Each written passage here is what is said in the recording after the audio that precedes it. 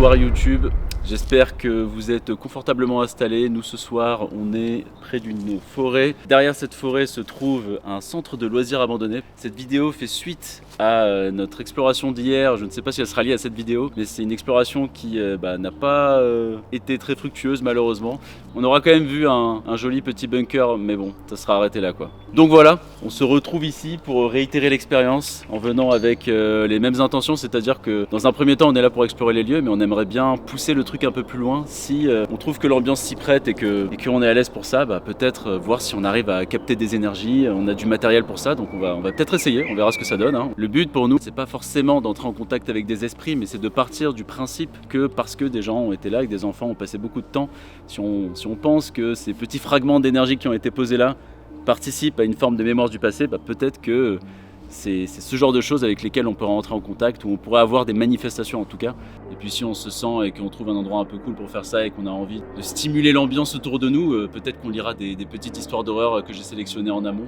Je pense que maintenant on va tranquillement se diriger vers le lieu et déjà voir si, comme d'habitude, on est bien seul, le lieu n'est pas habité, et on va prier pour qu'il soit le plus préservé possible. Allez. Donc on vient d'entrer dans le lieu là, on a réussi à passer l'entrée. J'ai l'impression qu'il n'y a personne, que cette fois-ci on est seul pour de bon, qu'on va enfin pouvoir explorer. Je sais pas du tout si le lieu est bien préservé ou pas.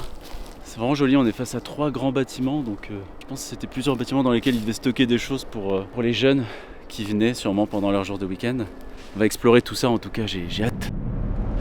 On est à l'intérieur, donc au rez-de-chaussée. On va explorer un peu les pièces. Oh, le petit âne, oh c'est mignon. Ah, c'est plus du tout préservé comme ça a pu l'être avant, je pense. Oh.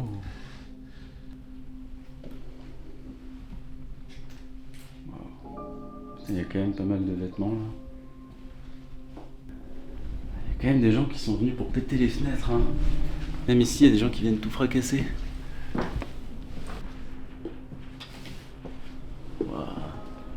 Ah, c'est pas mal quand même. Ici c'est quoi? C'est une cuisine. Regardez l'araignée qui fait son petit cocon. Ça c'était... C'est la plonge. Ah, la plonge elle est barricadée, on peut pas l'ouvrir.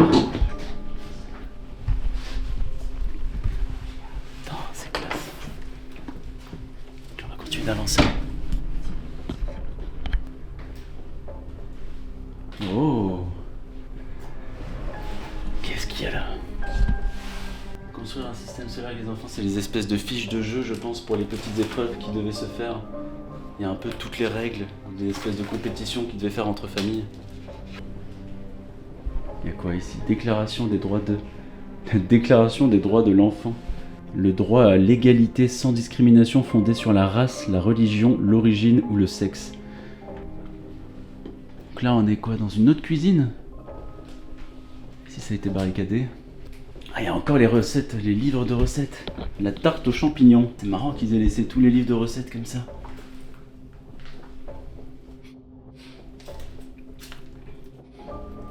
Toujours de l'huile de tournesol. Il y a encore beaucoup de choses présentes. C'est vrai que j'ai rien trouvé comme information sur le lieu pour savoir pourquoi il a été abandonné ainsi. Ah, il y a un matelas. Est-ce qu'il y a des gens qui seraient venus ce côté ici? C'est pas impossible, hein. Là c'est quoi? C'est des trucs de tournoi. C'est marrant, vous voyez, on parlait un peu d'énergie juste avant. Sans vouloir faire mon médium de pacotille, je trouve qu'il y a un vrai truc qui se dégage un peu ici. En fait, le lieu il est tellement resté tel qu'il était avant. Il y a toujours toutes les traces de la présence de ces enfants un peu avec les équipes. Que je sais pas, c'était vraiment un lieu qui devait être hyper vivant, super bruyant.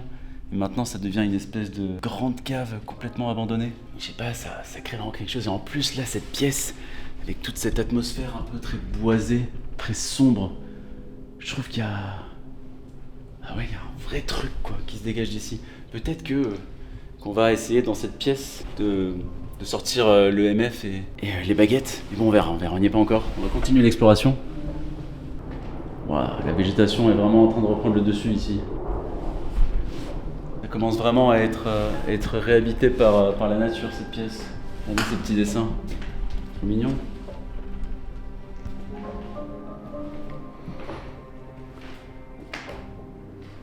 On va aller voir un peu dehors, les petites terrasses. Ah, j'adore cette entrée là. Avec le drap juste derrière, ça a quelque chose de très fantomatique. Je me demande si ce lieu il a un souterrain. Ce serait fou. Ok, donc là, on retourne à l'extérieur par là. On va voir le premier étage de l'autre bâtiment. J'ai l'impression que le lieu était un peu divisé en deux bâtiments jumelés. Les deux bâtiments se ressemblent vachement, ils ont un peu les mêmes couloirs. Je pense que c'était parce qu'il devait y avoir beaucoup de monde. Il y avait vraiment tous les enfants de la ville en fait qui venaient dans ce centre de divertissement. Il faudrait que je trouve une date quelque part pour savoir depuis combien de temps c'est abandonné, mais ça a l'air assez vieux. Franchement, ça me rappelle un peu les lieux dans lesquels j'étais quand j'étais enfant. Et du coup, ces lieux, moi je dirais que ça fait très 2010. Hein. Par contre, le sol, il a l'air mou. Ça a vraiment pris l'humidité ici. Je pense que le lieu va s'effondrer d'un instant à l'autre. Ah, tous les jeux. Si j'entends des bruits pour l'instant, c'est parce que j'ai un ami qui est avec moi. Il est en train d'explorer l'autre partie de son côté. On explore un peu chacun de notre côté. Puis après, on va se retrouver pour mener des expériences. Regardez tous les vêtements.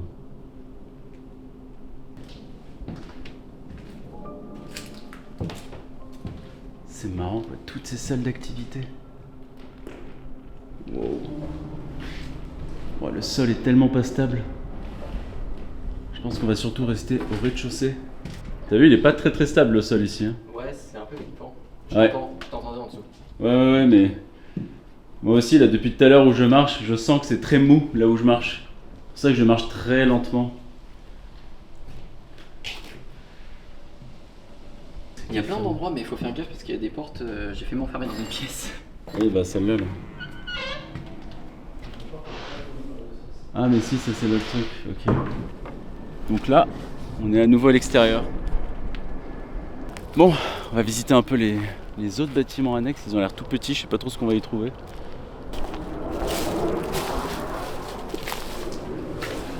C'est quoi ça? C'est un chauffe-eau, encore de salle de bain.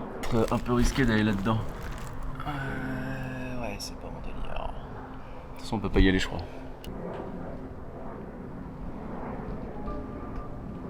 Waouh. Il y a encore plein d'outillages. Tout a été un peu mélangé. Là, on a des vélos, on a des puzzles. On a les boîtes. C'était vraiment la salle, un peu la salle de jeu, quoi. J'aime beaucoup l'ambiance qu'il y a ici. On a vraiment le thème de l'enfance. On a plein de dessins hyper enfantins. On a des jouets, on a un peu tout ce qui nous ramène à cet âge où on pensait qu'à jouer, s'amuser et on a en même temps cette espèce de triste réalité du temps qui passe et qui finit par détruire ces petits repères qui étaient les endroits dans lesquels on s'épanouissait en étant enfant. Il y a un peu cette âme d'enfant perdu et qui pourtant est restée là, marquée dans le temps. C'est ça qui me donne envie aussi là de sortir du matériel et de voir si on capte des énergies. Je pense pas que le lieu soit hanté, hein, mais je sens en tout cas que le lieu il a une certaine énergie. Et j'aimerais bien voir si ce genre d'énergie en fait ça se retransmet à travers juste dans les murs d'un lieu et arrive à se capter avec nos appareils. De toute façon on va voir, hein, on va essayer. Là j'entends des bruits. Bon, je pense que là ce qu'on va faire, c'est qu'on va se poser dans la pièce dont j'ai parlé tout à l'heure, cette pièce qui, pour moi, elle a une énergie un peu particulière. Et du coup, ouais, j'aimerais bien qu'on se pose un peu ici, qu'on reste, qu'on s'imprègne de l'endroit, que je pose ma caméra sur le trépied, que je sorte l'EMF et les baguettes en laiton, et juste qu'on voit si le lieu a quelque chose à nous communiquer, si on arrive à rentrer dans une forme de connexion. Qu'on va faire ça, on va installer tout ça. Du coup, on a installé un peu le setup, on s'est mis dans l'endroit auquel je pensais qu'il avait l'air assez chargé. Donc voilà, on est armé de notre EMF, premier truc. On va voir si déjà ce petit machin, il se déclenche à un moment. Pour l'instant, il a l'air parfaitement fixe. Si tu veux, tu fais le tour de la pièce avec l'EMF et moi, pendant ce temps, je tente les baguettes. Vas-y. Donc, c'est une toute première pour moi. Donc, on va voir s'il va un peu se déclencher dans la pièce. Si moi, pendant ce temps, je vais tenter les baguettes. Donc, comme je dis, c'est la première fois que j'essaye les baguettes. Et je ne suis pas du tout un adepte de la radiesthésie, je ne connais rien à ça, c'est la toute première fois. Je trouve ça juste hyper curieux. Et donc on va tester. Juste pour la caméra, il n'y a plus d'électricité, hein. Juste sur une prise, il n'y a pas de MF qui se déclenche. Voilà. Le MF ne se déclenche pas au contact des prises, ce qui prouve bien qu'il n'y a plus d'électricité qui circule dans le bâtiment. Donc on essaye de stabiliser la baguette. S'il y a quelqu'un, déjà bonjour, s'il y a quelqu'un, ou s'il y a une forme d'énergie, je salue cette énergie. Et si elle est parmi nous et qu'elle se situe là et qu'elle a envie de se manifester ou de se faire entendre, elle peut déplacer n'importe quelle baguette contre moi, directement. Je ne suis pas là pour déranger, je ne suis pas... Oula, pardon, j'ai bougé la baguette tout seul.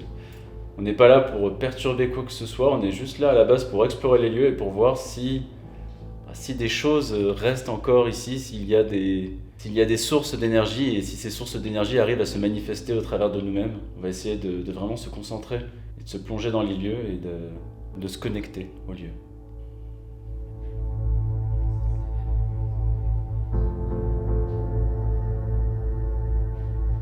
Il y a une baguette qui bouge. Je sais pas si c'est moi qui le fais en respirant.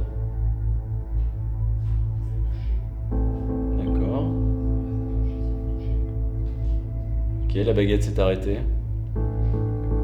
Donc, je pense que c'est moi qui ai dû le faire en peut-être en respirant un peu trop fort, qui me suis laissé aller. Je vais retenter. Si c'est vous qui avez bougé la baguette, ou s'il y a quelqu'un parmi nous, encore une fois, je pense que c'est moi qui ai surinterprété, mais que la chose qui serait avec nous déplace l'une de mes baguettes contre moi, s'il vous plaît.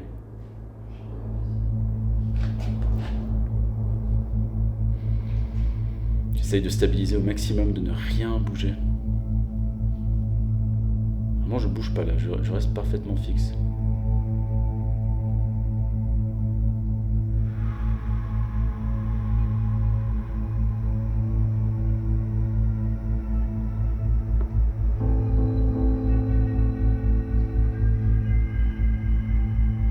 Les baguettes restent fixes. Comme je répète, s'il y a quelqu'un parmi nous ou s'il y a une énergie ici qui comprend ma voix, qui... Après, on dit souvent que dans la radiesthésie, il n'est pas forcément nécessaire de parler. Oula, pourquoi ça bouge? Ça doit être moi en parlant. Mais dans la radiesthésie, il est dit qu'il n'est pas nécessaire de parler à haute voix, qu'on peut juste poser la question intérieurement et essayer de soi-même transmettre l'énergie. Donc c'est ce qu'on essaye de faire là. Ça n'a pas l'air de trop être actif. Pour l'instant, ça a l'air plutôt calme. J'attends un peu. J'essaie moi-même de me mettre un peu en situation. Là, je suis un peu dans le noir. C'est vrai qu'on a l'impression que je suis hyper éclairé, mais c'est juste parce que j'ai la light sur ma gueule. Mais là, on est quand même pas mal dans le noir. Pas très éclairé. À côté, Corentin, lui, a son EMF qui ne se déclenche pas. Il se déclenche pas, non. Il se déclenche pas du tout. Ok, vas-y, je vais continuer de retenter. Je refais une tentative. Je le dis à la fois à haute voix, mais aussi dans ma tête, je me concentre pour essayer de me laisser aller dans le lieu. N'hésitez pas à faire bouger les baguettes, s'il vous plaît. S'il y a quelqu'un ou quelque chose parmi nous qui souhaite se manifester, qu'il déplace l'une des baguettes dans ma direction.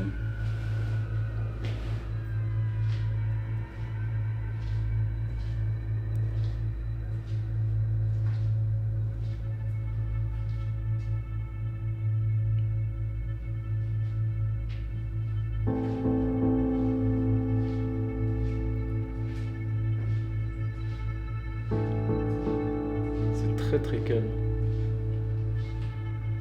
Wow. Attends. Je sais pas si... Là, je pense que ça doit être moi encore une fois.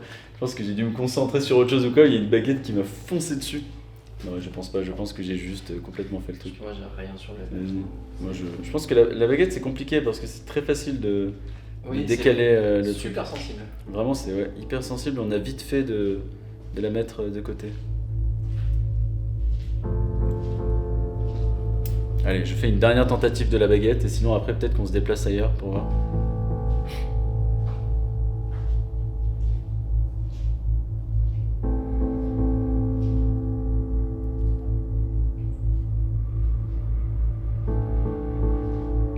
Peut-être que j'ai des barrières encore qui me referment par rapport à ça.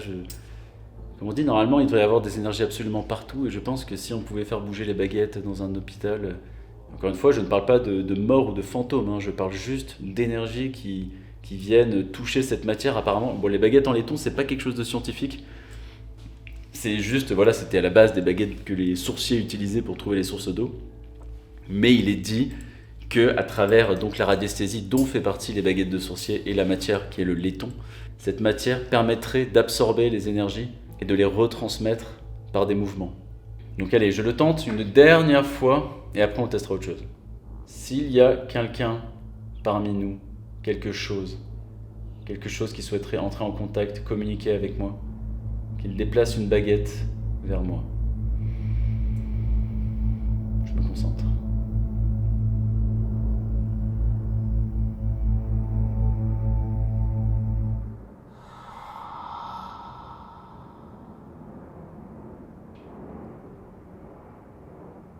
Je ne bouge absolument pas.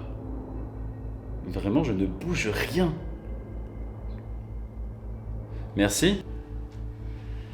Donc si la présence qui est avec moi, s'il y a une présence avec moi qui a en effet bougé la baguette et que ce n'est pas moi qui l'ai fait de manière automatique, qu'il le refasse s'il vous plaît, qu'il redéplace la baguette à nouveau dans ma direction. Comme tout à l'heure, vous pouvez prendre la baguette et juste la pousser, envoyer une onde, une énergie, quelque chose.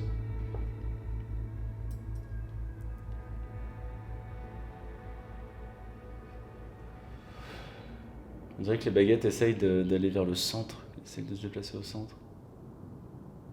Une baguette qui, la celle de gauche, commence à bouger légèrement. Alors j'essaye de rester le plus stable possible. Et celle de gauche, elle n'arrête pas de bouger vers moi. Pourtant, je bouge vraiment pas.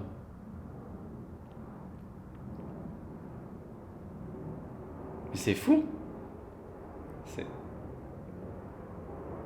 Waouh. On dirait qu'elle est attirée par quelque chose. J'ai vraiment juste qu'il y a quelque chose qui l'attire.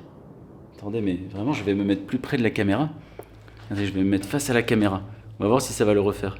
Mes mains ne bougent pas, elles restent parfaitement fixes. Bon, malheureusement, je ne peux pas vous le prouver, je peux vous faire part que de ma bonne foi. Si il y a quelqu'un ou quelque chose qui a déjà fait bouger ces baguettes qui sont dans mes mains, est-ce qu'il pourrait reproduire le mouvement, s'il vous plaît ?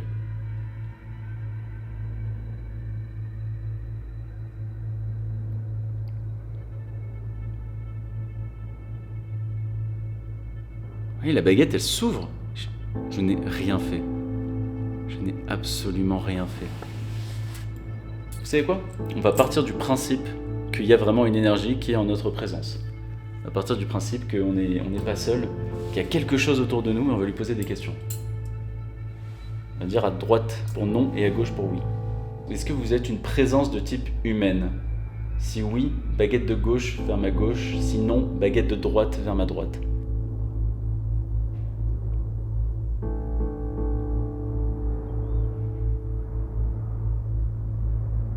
Je regarde droit devant moi pour pas influer.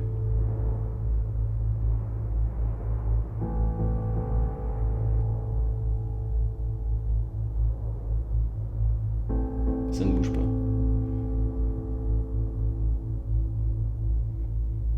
Ça reste complètement fixe. Bon là ça bouge parce que j'ai bougé.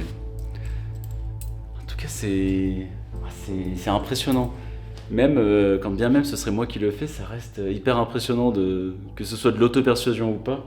C'est comme le Ouija, je pense, quand on en fait et qu'on voit la goutte qui commence à bouger, on n'arrive pas trop à comprendre alors que c'est très souvent soi-même qui le faisons. Bon, il est passé où là, l'ami avec le MF ? On va voir s'il a eu un peu de résultats lui de son côté. C'est quoi, je vais retenter en m'éloignant un peu.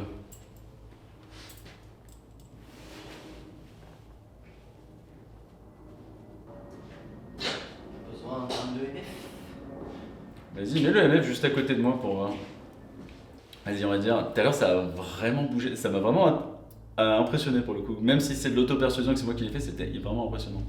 S'il y a une énergie de type humaine ou non humaine, qu'elle fasse bouger n'importe quelle baguette vers moi.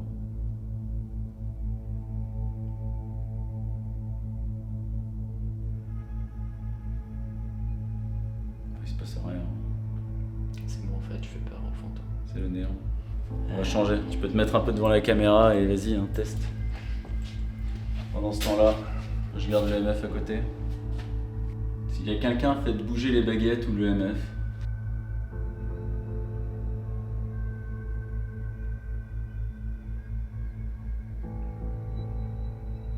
c'est très calme. Ouais, il se passe rien. Non, j'ai pas l'impression. Bon, moi je propose qu'on fasse une pause paranormale, petite histoire d'horreur pour se mettre un peu dans une ambiance sympa.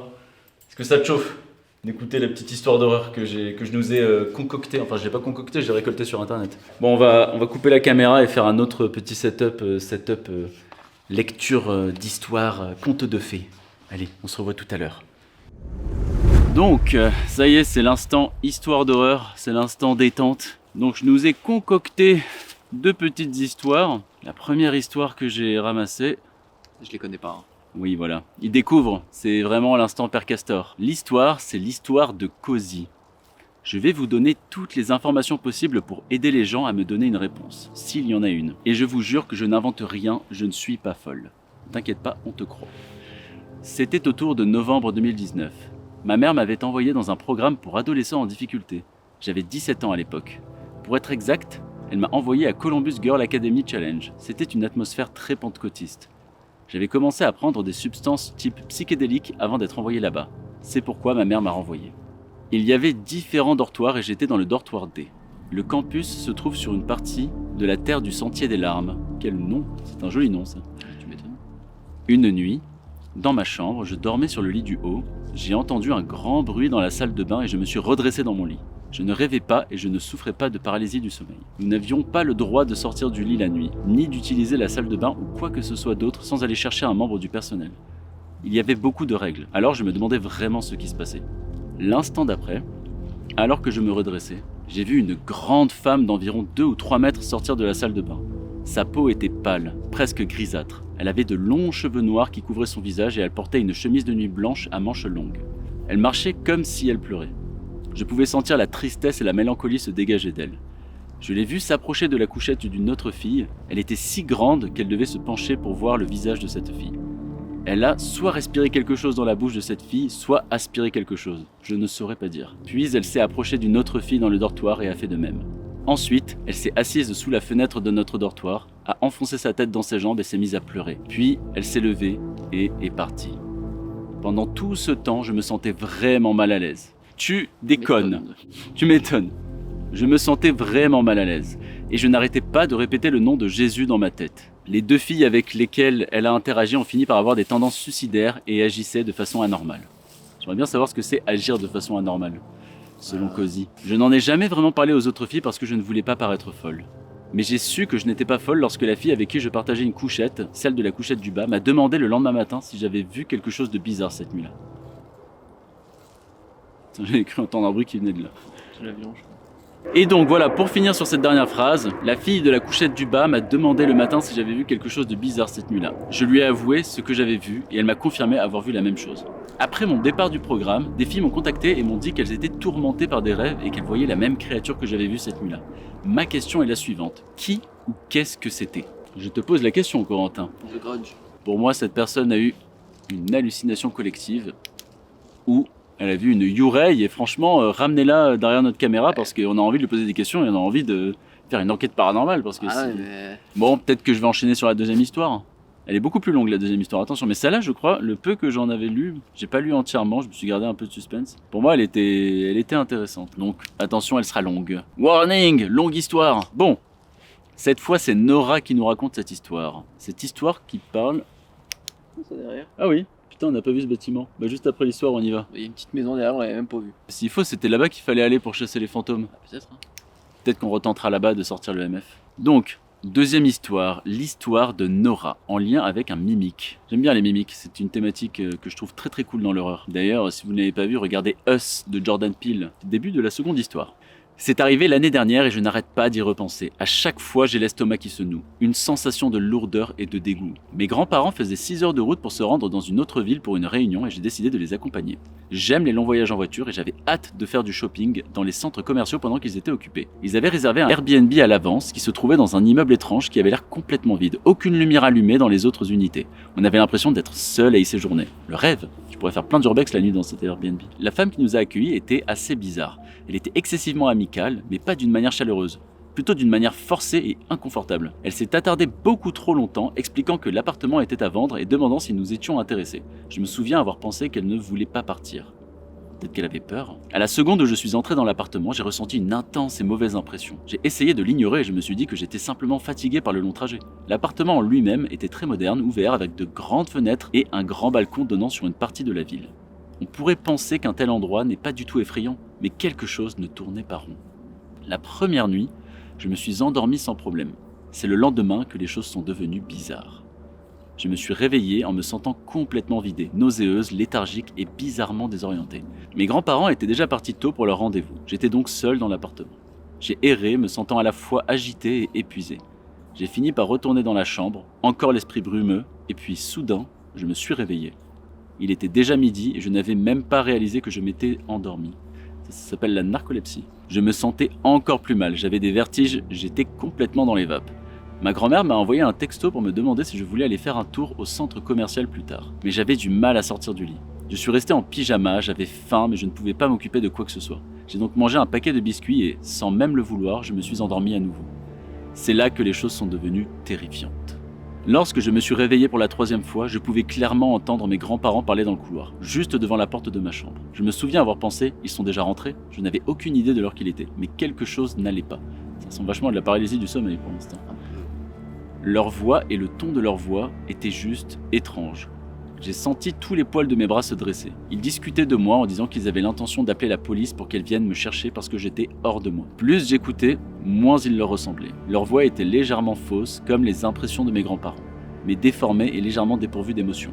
Ils m'auraient dit qu'ils essayaient de ne pas rire, comme s'ils se moquaient de moi. J'étais éveillé à 100% et je ne rêvais pas. C'est comme si quelque chose en moi le savait parce que je suis restée assise là, confuse à écouter. J'étais figée, tellement confuse à ce moment-là parce que mes grands-parents n'auraient jamais parlé de moi de cette façon. Je me suis lentement levé et je me suis dirigé vers la porte. J'ai entendu ma grand-mère dire quelque chose du genre « je vais la chercher ». Et quelque chose en moi a paniqué. J'ai donc ouvert la porte d'un coup sec. Il n'y avait personne.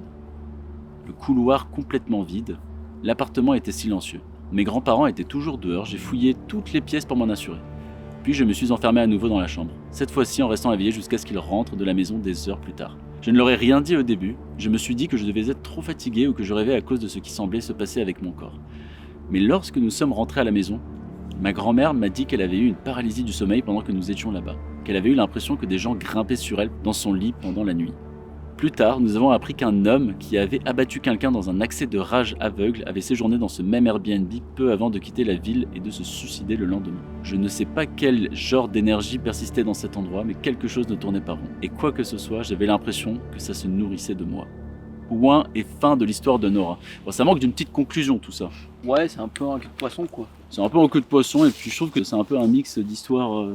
Mais d'histoires que j'aime bien, moi j'aime bien la thématique comme ça du mimique et de la paralysie du sommeil. T'as un peu le délire aussi des personnalités que tu connais bien usurpées. On a un peu ça dans le film, je vais faire une recommandation cinématographique à chaque histoire en fait, dans les Invasion of Body Snatcher, c'est l'invasion des profanateurs de sépulture. Où tu as des personnages justement qui sont imités à la quasi-exactitude et t'as des gens qui disent non mais ce n'est pas mon mari, je le sais, moi seul le sais, mais tous les gens la prennent pour une folle parce que justement en fait tout le monde trouve le mari exactement de la même manière qu'il l'est réellement, mais seul. C'est une vraie maladie psychiatrique ça. De ne plus reconnaître un membre proche. De croire que tes proches ont été remplacés par des doubles. Oui. Mais ça c'est vraiment quelque chose, et apparemment c'est terrible, il y a des gens ça leur arrive vraiment. Bon, est-ce qu'on n'irait pas explorer la zone qu'on a manqué? Est-ce qu'on retournerait pas un peu à notre urbex et notre chasse aux fantômes après ces belles histoires? Ouais. J'espère que ces petites histoires vous auront plu. J'espère qu'il va pas se passer de choses folles pendant que la caméra est coupée parce que c'est apparemment toujours là que les choses se manifestent. On prie pour que ce ne soit pas le cas. Donc en fait on a vu qu'il y a encore des endroits qu'on n'a pas complètement explorés. On va peut-être pas abandonner tout de suite, on va peut-être essayer de réutiliser les matériaux. Après je pense vraiment pas que ce soit l'endroit qui se prête à de la hantise ou de l'enquête paranormale, mais bon pour une première fois ça reste un peu rigolo. Let's go explorer la suite. Donc ce bâtiment, qu'est-ce qu'il a à nous offrir ce bâtiment? Ici on voit qu'il y a eu des traces de pas, on n'est pas les premiers à passer dans ce petit chemin qui s'est fait piétiner. Il y a une petite entrée, oh il y a une petite chaise, putain mais c'est ici qu'il aurait fallu raconter les histoires paranormales. Oh mais il y a un sofa et tout. Ouais. Non. Oh là là, le lieu était parfait pour se poser et discuter un peu pépouze. Ouais non, je pense que le paranormal on va laisser ça pour une prochaine fois dans un endroit peut-être qui s'y prêtera un peu plus. Ouais, il y a Je pense qu'ici c'est vraiment très calme. Hein. Je pense que le peu qu'on a bougé, c'est moi-même qui l'avais bougé.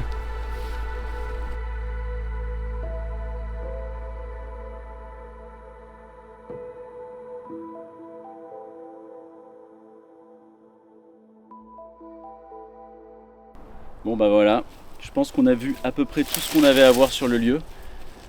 On a bien fait le tour, on a tenté notre petite enquête paranormale, mais bon, je pense que le lieu ne se prête pas à ça comme je l'ai déjà dit, mais ça n'empêche que c'était quand même cool d'essayer. Donc bah voilà, le lieu était vraiment chouette, hein. Je pense que c'est une petite pépite qu'il faut pas trop visiter. J'espère qu'il va continuer d'exister tel quel et que des gens vont pas venir trop le dégrader, ce serait un peu dommage.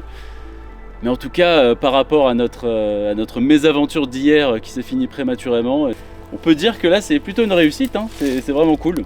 Bon allez, maintenant on se dirige vers la sortie et c'est terminé pour cette exploration. Merci d'avoir suivi pour les quelques-uns qui nous regardent. Et bah, j'espère que ça vous a plu, que vous avez aimé visiter ça en notre compagnie. Allez, salut!